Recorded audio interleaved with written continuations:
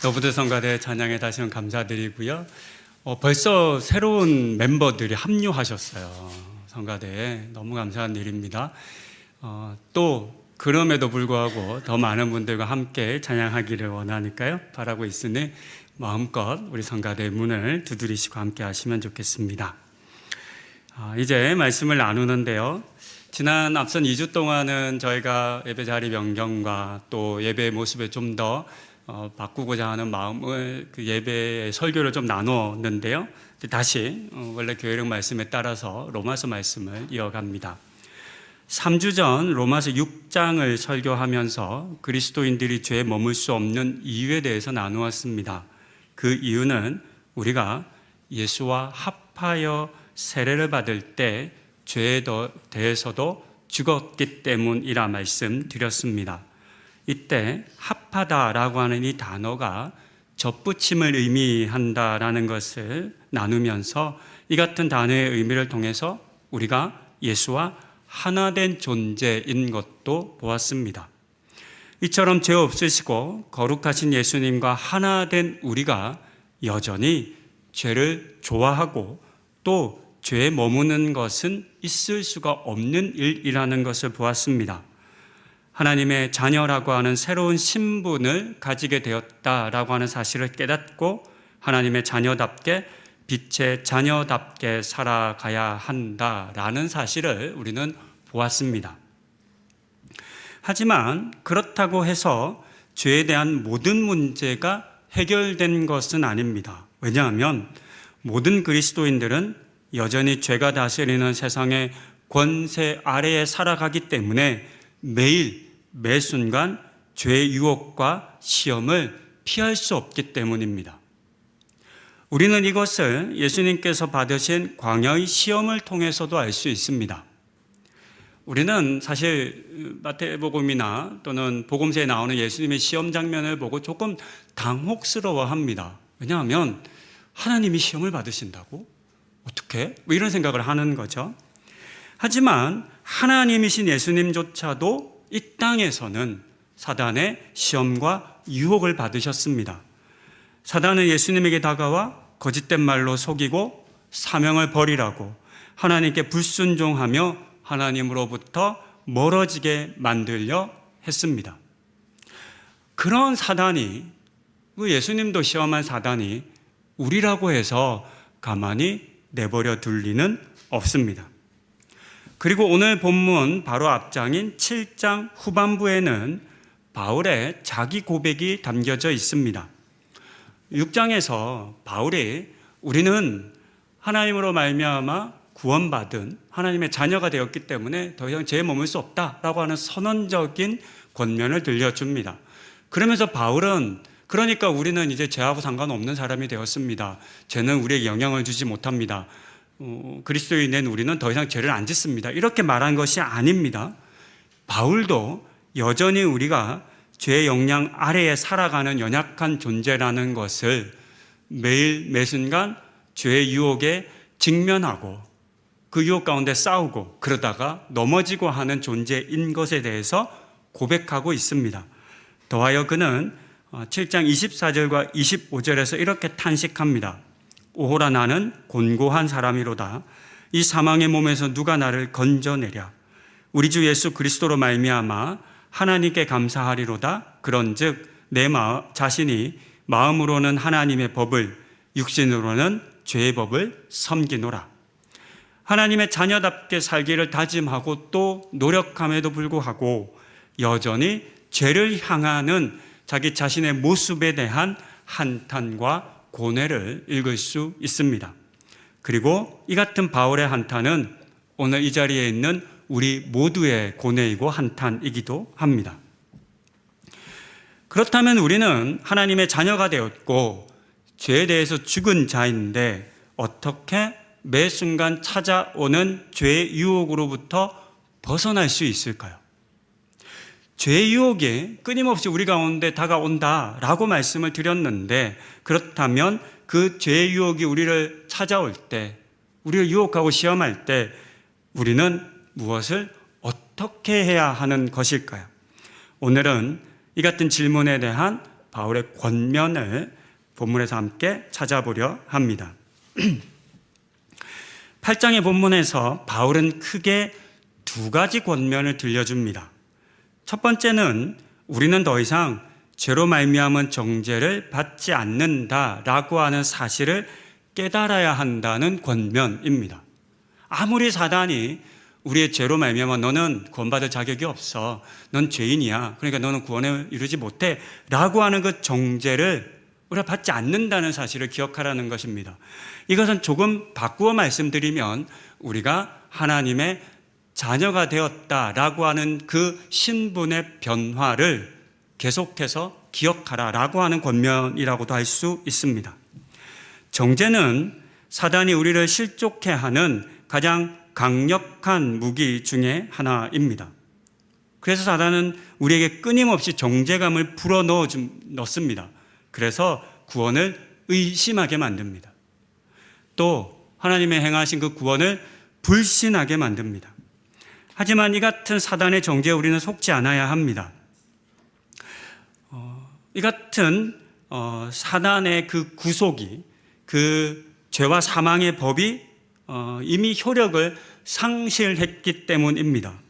이제 우리는 죄와 사망의 법의 다스림을 받는 것이 아니라, 그 지배 아래 놓여 있는 것이 아니라 생명의 성령의 법의 지배를 받게 되었다라는 사실을 기억해야 합니다. 본문에 기록된 이 정죄함이 없다라고 하는 단어는 당시 로마의 법정에서 사용되어진 단어였다라고 합니다. 원래 이런 의미래요. 갚아야 할 빚이나 받아야 할 형벌이 없는 상태를 의미합니다. 누군가를 처벌하고 재판을 할 때 이미 누군가가 그 대가를 지불하는 시대잖아요. 그러니까 보석이 가능하거나 또는 누가 대신 형벌을 받는 것이 가능했던 시대이거든요. 그러니까 그것을 이미 값을 치른 거예요. 치르고 나면 그 판사가 뭐라고 판결하냐면 더 이상 당신에게는 갚을 빚이 남아있지 않습니다.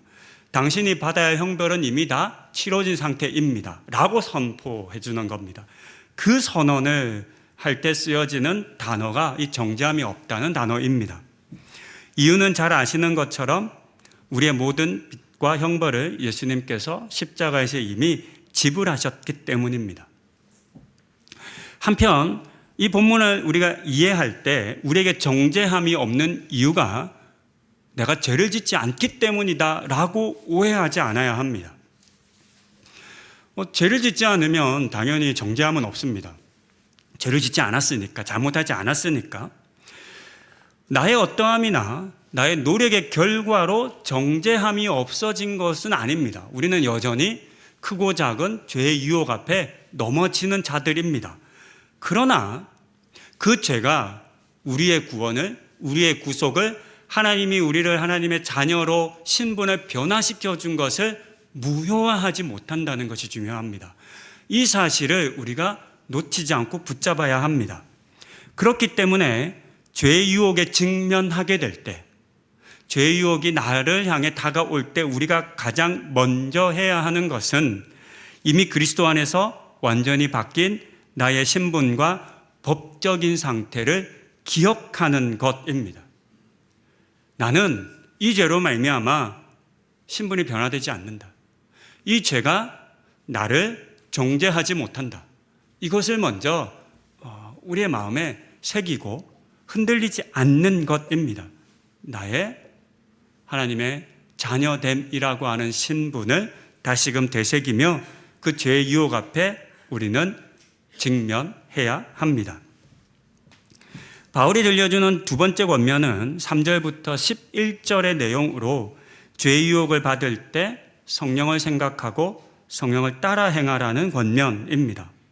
바울은 제법 긴 내용으로 육신을 따르는 사람은 육신의 일을 생각하고 성령을 따르는 사람은 성령의 일을 생각한다라고 했습니다. 여기서 우리가 살펴보아야 할 단어는 생각하다라는 단어입니다. 우리는 다양한 생각의 방법이 있습니다. 그렇죠? 생각에도 깊이의 차이가 있죠.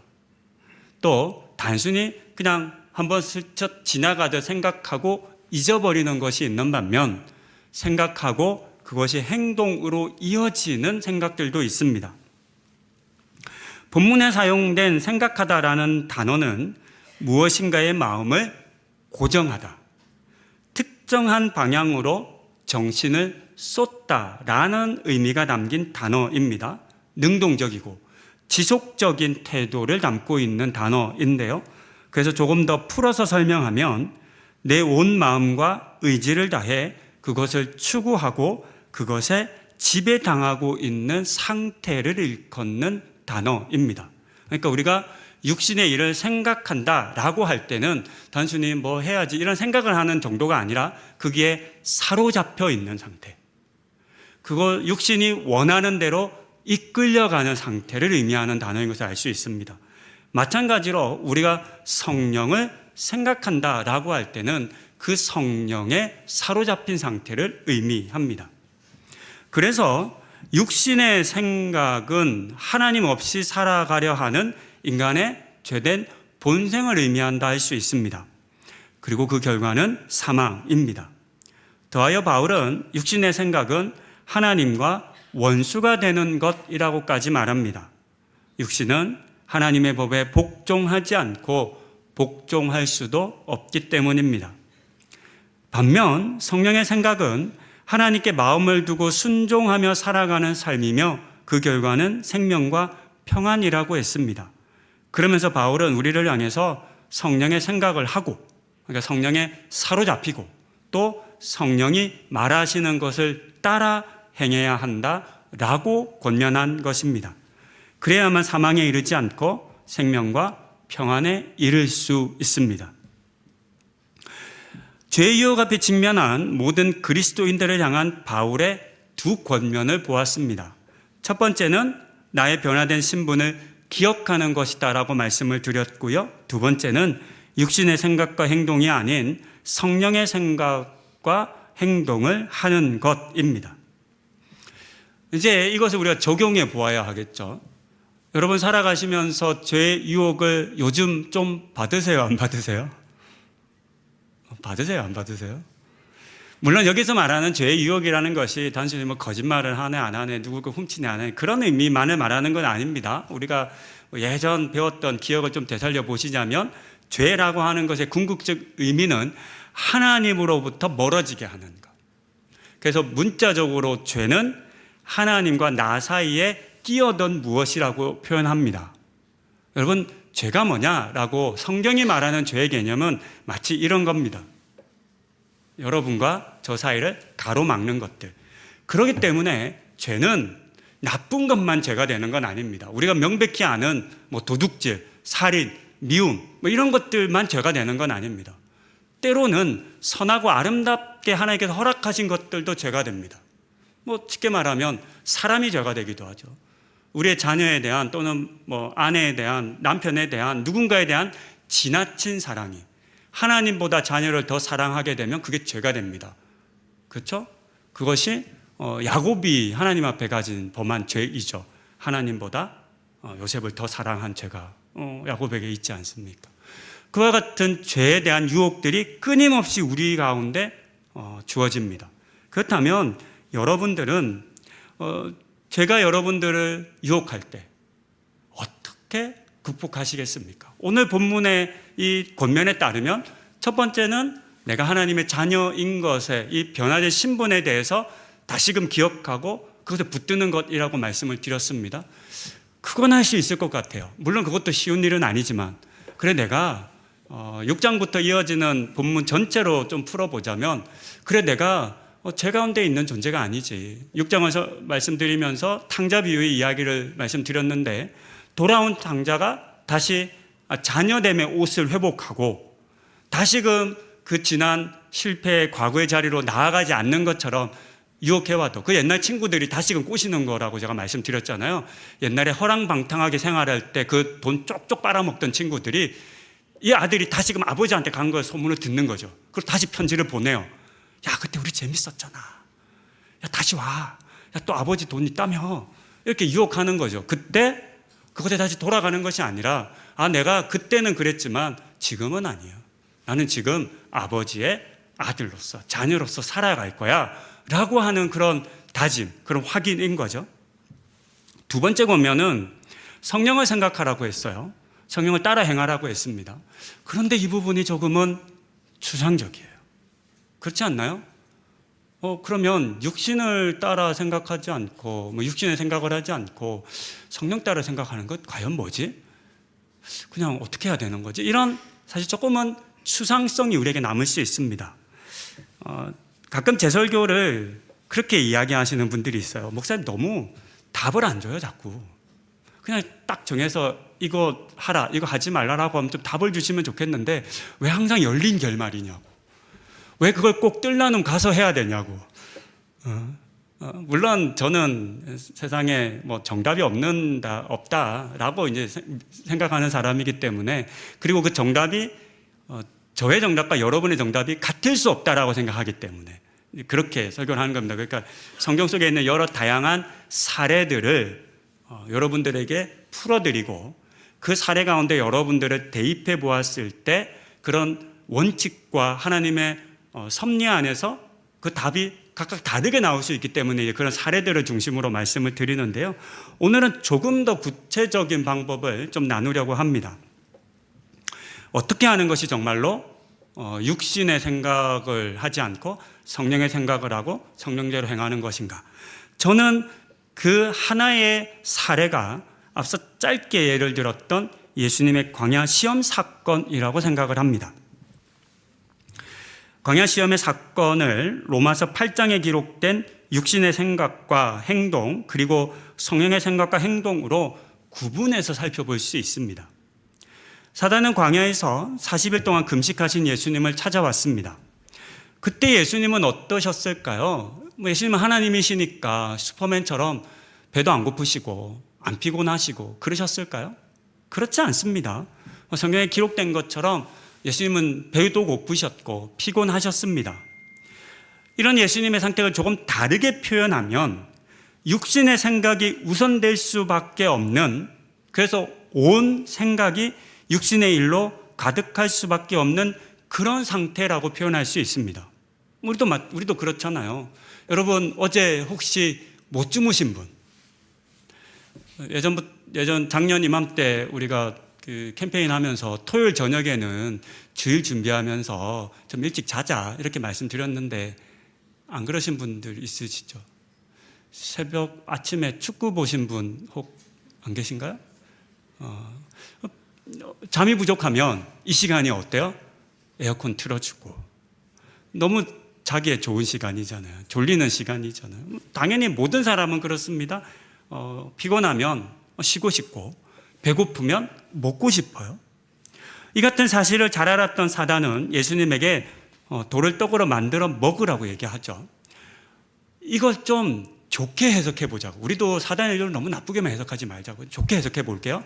와, 사단이 예수님의 배고픔을 걱정했구나. 예수님에게 따뜻한 권면을 더하는 거죠. 예수님 배 많이 고프시겠어요. 일단 먹고 하죠. 이렇게 예수님을 생각한 것처럼 보이기도 하잖아요. 하지만 물론 이때 사단이 제시한 방법이 좀 잘못됐어요. 왜냐하면 돌을 떡으로 만들어 먹으라고 한 거잖아요. 이 땅에 하나님께서 예수님을 보내실 때 하나님이 갖는 원래 그 신적인 능력을 함께 주셨는데, 근데 성경 가운데 기록된 모든 하나님의 그 예수님의 신적인 능력의 사용을 보면 예전에 설교 때 말씀드렸지만 자기 자신을 위해서 쓰신 적이 단 한 번도 없어요. 그 모든 예수님의 신적인 능력은 사람을 위해 쓰셨어요. 사람을 살리고 치료하고 구원하기 위해서 쓰셨거든요. 왜냐하면 그것이 이 땅에 오신 예수님의 사명이었기 때문입니다. 사명을 위해서 예수님께서 그 자신의 능력을 사용하셨거든요. 그런데 사단이 뭐라고 유혹한 거냐면 배 채우는데 나를 위해서 그 하나님의 능력을 써야 된다, 써도 된다, 이렇게 지금 유혹한 거죠. 그러면서 나를 위해서 살아라 라고 하는 육신의 생각을 부추긴 것으로 해석해 볼 수 있는 거죠. 다음도 마찬가지입니다. 높은 곳에서 뛰어내리라고 했잖아요. 그러면서 하나님께서 너를 구해 주시는지 안 구해 주시는지 한번 보자. 그러면서 뭐라고 조건을 붙이냐면 구해 주셔야 사랑하는 거지. 그래서 하나님의 사랑이 정말로 있는지 없는지를 한번 시험해 봐야 아는 거 아니야? 라고 말하면서 하나님의 사랑에 대한 불신이라고 하는 육신의 생각을 부추긴 겁니다.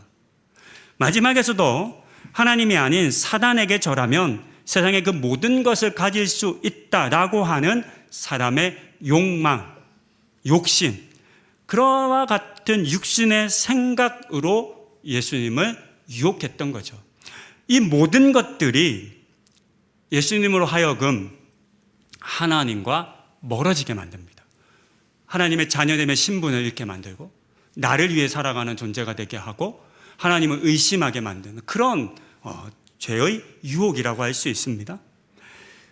만약 이때 예수님께서 하나님의 아들이라는 자신의 신분을 잊으셨다면, 더하여 이 땅에 죄인들을 구원하시기 위해 오신 사명을 포기하셨다면, 좀 포기는 좀 너무 심한 것 같고 포기는 아니고 우선순위를 바꾸셨다면, 사람 구하는 거 그래 중요하지, 근데 일단 내가 배가 너무 고프다, 밥부터 좀 먹고 하자, 이러셨다면, 대신 자신이 처한 상황과 필요를 그래서 더 우선하셨더라면 아마도 예수님도 배고픔을 해결해야 한다라고 하는 그 육신의 생각대로 행하셨을지도 모릅니다. 그리고 다른 유혹들도 마찬가지였을 것입니다. 하지만 예수님께서는 자신이 처한 상황과 어려움에 무엇보다 그 육신의 생각에 마음을 빼앗기지 않으셨습니다. 대신 자신이 누구이신지 그리고 무엇을 위해 이 땅에 오셨는지를 정확하게 기억하시고 아셨고 붙잡으셨습니다. 자, 하나님의 아들이시며 하나님의 뜻을 이루기 위해, 즉 이 땅에 죽어가는, 죄로 말미암아 죽어가는 사람들을 구원하기 위해 오셨다라고 하는 사실을 붙드셨습니다. 그런 점에서 이 예수님의 하나님의 아들됨, 이 땅에 오신 사명을 붙드는 것은 오늘의 본문 로마서 8장 1절부터 2절이 우리의 변화된 신분을 붙드는 것과 같은 예수님의 모습이라는 것을 알 수 있습니다. 그리고 다음으로 예수님께서는 기록되었으되라고 말씀하시며 자신의 힘과 능력이 아니라 하나님의 말씀에 따라 그 말씀의 방향으로 나아가셨습니다. 만약 예수님께서 육신의 생각을 하셨다면 육신이 원하는 방향으로 나아갔겠죠. 그것은 배고픔을 해결하는 것이고, 그렇죠? 일단 다른 어떤 것보다 나를 먼저 살피는 것이었겠죠. 또 내가 이렇게 힘들고 어려운데 우리 하나님 나를 지키시는지 안 지키시는지, 정말 나를 사랑하시는지 안 사랑하시는지 확인해 보셨겠죠. 그리고 세상의 모든 것을 가질 수 있다는 그 욕망, 지금 예수님은 결핍의 상태인 거잖아요. 배고픔의 상태인 거잖아요. 피곤함의 상태인 거잖아요. 그것을 단 한순간에 바꿀 수 있는 그 유혹 앞에 우리 주님은 무너지셨을 겁니다. 하지만 주님은 그렇게 하지 않으셨습니다.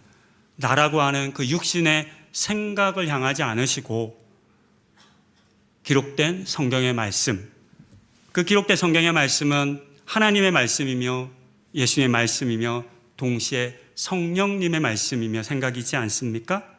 그래서 예수님은 성령을 생각하고 성령을 따라 행하는 모습으로 자신의 육신이 아닌, 그 필요가 아닌, 그 상황이 아닌 하나님 앞에 사명을 붙잡고 또 하나님을 향한 삶을 사셨습니다. 죄의 유혹이 찾아올 때면 우리의 믿음은 흔들립니다. 죄의 유혹 앞에 나 괜찮아, 나는 전혀 유혹받지 않아 라고 말할 수 있는 사람은 세상에 단 한 명도 없습니다. 그럴 때면 내 필요가 더 급하게 보입니다.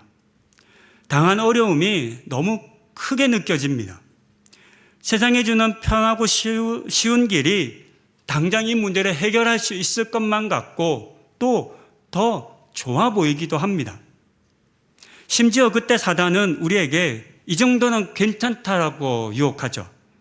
너부터 챙겨야 되지 않겠냐고 말하죠. 또 남들 다 그렇게 해 라고 덧붙이기도 합니다. 하지만 그때 우리가 해야 할 일이 있습니다. 계속 말씀드린 것처럼 나는 죄와 사망의 법 아래 있던 사람이 아니라 생명의 성령의 법 아래 살아가는 하나님의 자녀인 것을 기억하고 그것을 선포하며 붙잡는 것입니다.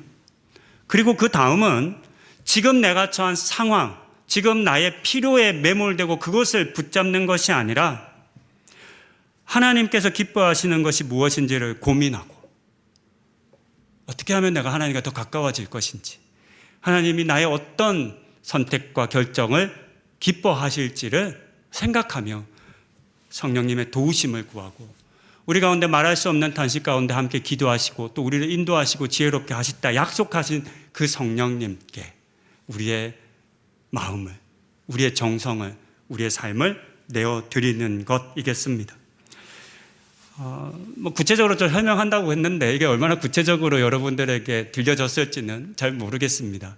설교 마치고 개인적으로 여러분들께서 이 로마서 8장의 말씀과 예수님이 당하신 시험의 사건을 더 깊이 한번 묵상해 보셨으면 좋겠어요. 저의 전달의 한계가 느껴집니다.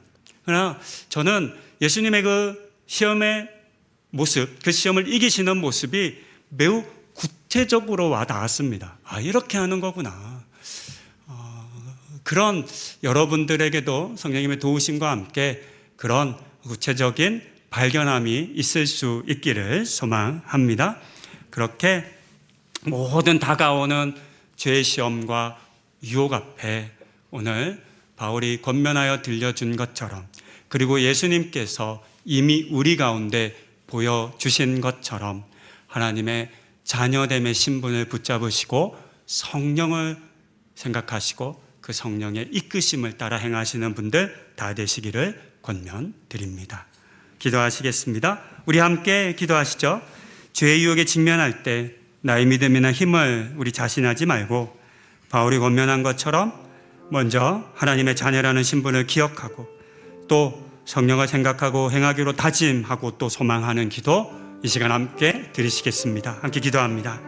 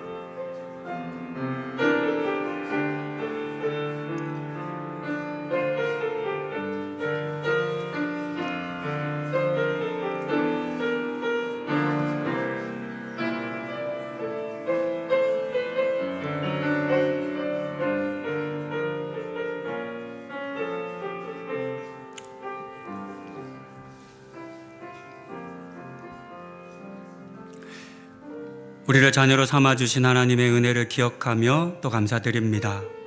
오늘 주신 말씀처럼 나의 자녀됨을 기억하게 하시고 성령을 생각하고 또 성령으로 행하게 하심으로 세상을 살아가며 직면하는 모든 죄의 유혹과 시험 앞에서 견디고 또 이기는 우리가 되게 하여 주시옵소서. 올해 하반기를 시작했습니다. 모든 성도님들의 삶과 동행하여 주시고 어디에서나 어떤 상황에서나 하나님의 자녀답게 살아가는 우리 성도님들 다 되는 은혜 허락하여 주시옵소서. 예수님의 이름으로 기도드립니다. 아멘.